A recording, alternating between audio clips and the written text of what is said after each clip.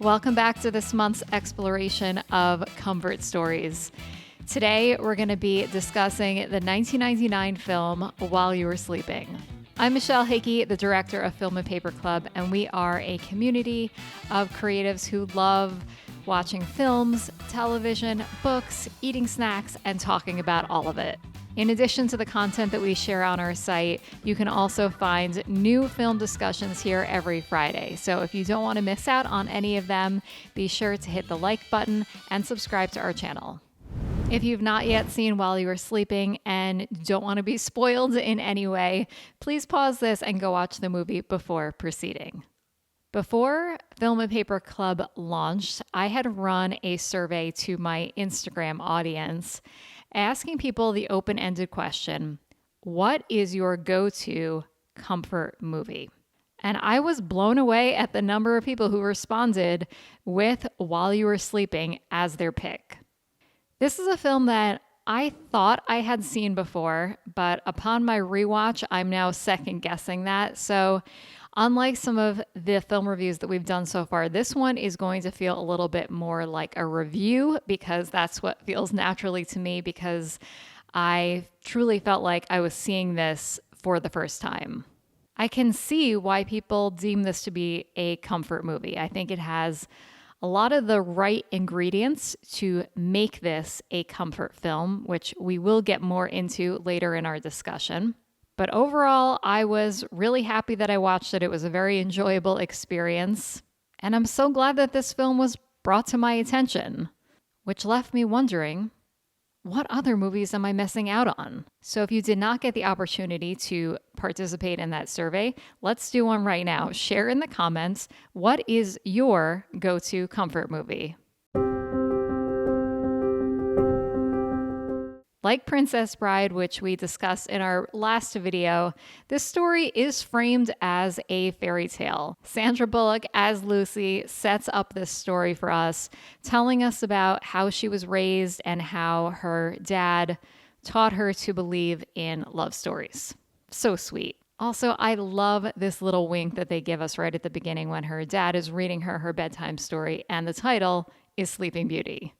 We're then brought to Lucy's present-day reality, which looks a little bit different than a fairy tale. She is single, a little bit lonely, and she is working as a subway booth token taker. She's also living with her adorable cat, but in a building where she has to deal with this obnoxious neighbor, the landlord's son, who truthfully ended up being one of my favorite characters. Lucy's real-life fairy tale begins on the day when she saves the life of this guy that she has been crushing on from afar. When he is pushed onto the subway tracks, she jumps in to save him. And I love this role reversal out of the gate that she is the knight in shining armor. While this mysterious man is in a coma, his lovable family ends up mistakenly thinking that Lucy is his fiancée. And then over the course of a few days, mind you, she gets invested in the lives of this man's family and accidentally falls in love with his brother, played by Bill Pullman, and his very floppy hair. Let's talk about the premise. I think that you could poke a lot of holes in the story and the entire thing could fall apart. But I didn't really want to poke holes in this story. It was made in the 90s and it reminded me of the movies that I watched over and over again growing up, like It Takes Two and Mrs. Doubtfire. And I felt like because I was able to suspend my disbeliefs for stories like that I should extend that same courtesy to While You Were Sleeping. And I think that trading that in made the experience of watching it a lot more rich.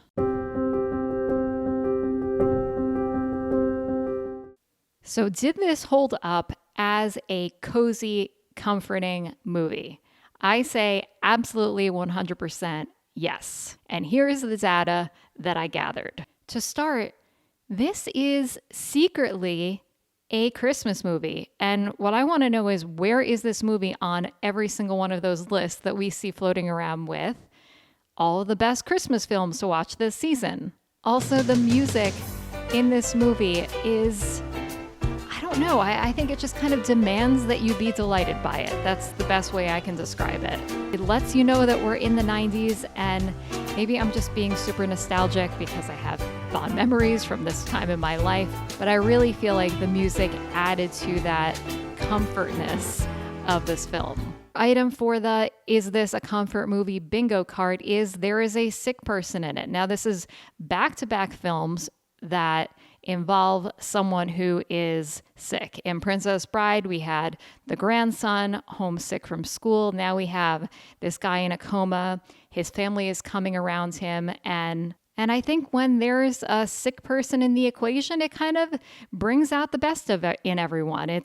Everyone is being extra nice, extra endearing, and maybe setting aside some of the squabbles that they would typically have.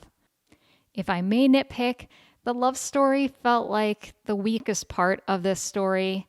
I really wanted to get invested in it. I love love stories, but this one, it just fell a little flat for me. Oh, that is great. That is so great. You like that? Yeah. Too bad. I'll export you the love seat. Oh, I'm sorry. Don't be. I made this. This? No, you didn't. Shocking, isn't it? If I may compare this to You've Got Mail, because we are going to be reviewing it later in the month, I think one of the big differences here was the writing. You've Got Mail has this really snappy, witty dialogue that is delivered so effortlessly from Meg Ryan and from Tom Hanks. And I really wanted that to be a part of While You Were Sleeping, because these movies came out only a few years apart. And I'm sorry, I wasn't feeling it. I know that's not really important to everyone, but to me, having that witty banter is like the number one thing that is going to make me fall in love with a love story. So without it, I was just left wanting a little bit more. So if you're like me and you grew up in the 90s, I was trying to think about how can we bring this 90s era comfort into the present. And I don't think that we have to try that hard because everything is cyclical and we're seeing fashion trends from the 90s come back, which to me is can be cringeworthy at times, but maybe I'm just getting old. But I think it's kind of this interesting thought that we crave familiarity, even if it's at a very subconscious level, with the young people today who are dressing as their moms did, that was something that may have been just imprinted in their minds at a very, very young age. So outside of fashion, outside of music, outside of, I think this overall 90s aesthetic, what else can we do to make our work feel more comforting and more relatable? I don't have an answer for you guys. I'm asking this truly because I had a hard time pinning down something solid. But I do want to say I think that this can be a challenging thing for an artist and for creators because we are constantly trying to think outside of the box. We want to be pushing the envelope. We want to be doing something new and something revolutionary because those are the sorts of things that garner the right kind of attention and that really make an impact. However, when we do those things, we're not always bringing the audience along with us on that journey because it may feel too unfamiliar to them. So what I'd like to encourage you to do in your next project is if you want to be working on something that is really revolutionary, to add in at least one element that can be an anchor for your audience. They need something to grab onto, something for them to have their bearings as they experience whatever it is that you are creating. And as always, if you end up creating something after watching this video or after rewatching While You Were Sleeping, please come back and share your work with us in the comments. If you're someone who loves having conversations like this about your favorite movies, TV show, and books, I would love to welcome you in to our Film and Paper Club community. Inside our members only area, you gain access to film guides, food and drink pairing guides, creative prompts, and access to all of our members only community events. Best of all, you have a space to share your thoughts and to have conversations with other smart, creative people. Head over to members.filmandpaperclub.com to explore your options. Before you go, don't forget to give this video a thumbs up and subscribe so that you don't miss out on our next conversation as we continue our exploration of comfort films. Next week, we'll be hopping on our Nimbus 2000 and exploring Harry Potter and the Sorcerer's Stone. I'll see you then. And scene.